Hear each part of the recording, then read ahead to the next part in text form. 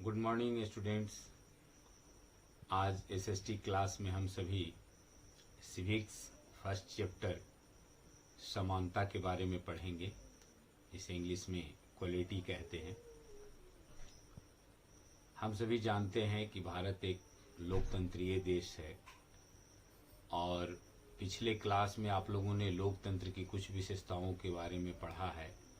जैसे लोकतंत्र में आम लोगों की, नागरिकों की भागीदारी कैसे सुनिश्चित हो, संघर्षों का शांतिपूर्ण समाधान कैसे हो, समानता इत्यादि के बारे में पढ़ा है।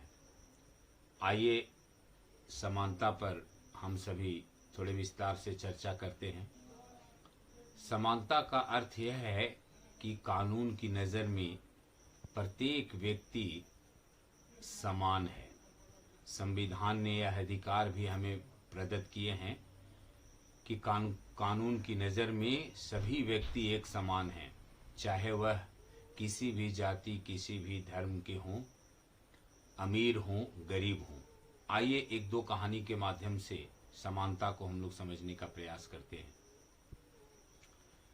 कांताबाई एक घरेलू काम करने वाली औरत है।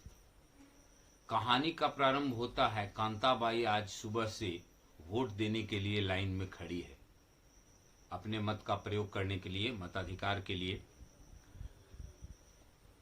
उसके साथ लाइन में जिनके यहाँ वह काम करती है, अशोक जैन साहब, वह भी खड़े हैं और उसके पड़ोसी छोटे लाल भी खड़े हैं। कांताबाई यह देखकर बहुत खुश होती है कि वह जिस पंक्ति में खड़ी है उस पंक्ति में अशोक जैन साहब और उसके पड़ोसी छोटे लाल भी खड़े हैं।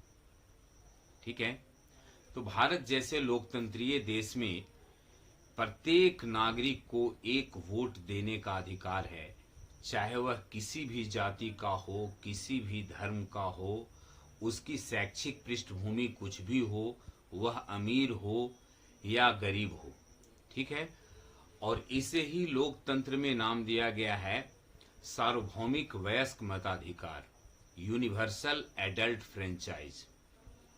सार्वभौमिक वयस्क मताधिकार का विचार समानता के विचार पर आधारित है, क्योंकि यह घोषित करता है कि देश का प्रत्येक वयस्क स्त्री पुरुष, चाहे उसका आर्थिक स्तर या जाति कुछ भी क्यों न हो, एक वोट का हकदार है। कांता वोट देने के लिए आज बहुत ही उत्सुक है और यह देखकर बहुत ही खुश है कि वह अन्य सबके बराबर है। हमने पहले ही देखा कि उनके मालिक अशोक जैन साहब भी पंक्ति में खड़े हैं और वह यह सोचकर भी बहुत खुश है कि उन सभी के पास एक एक ही वोट है।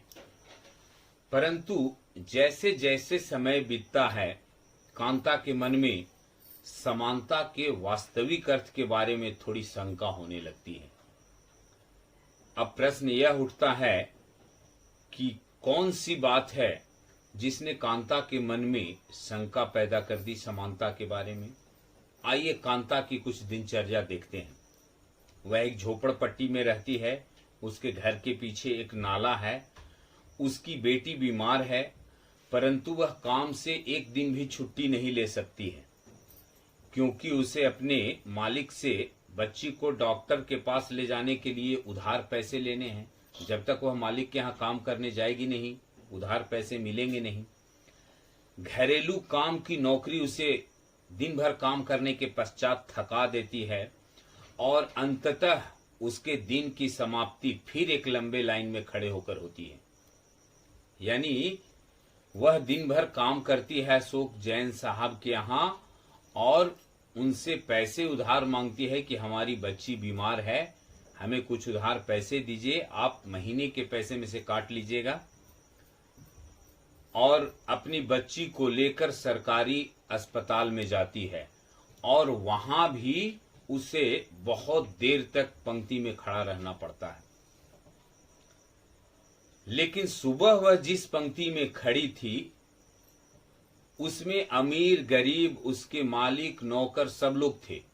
लेकिन अभी वह जो सरकारी अस्पताल के पंक्ति में खड़ी है उसमें अधिकांश लोग गरीब हैं।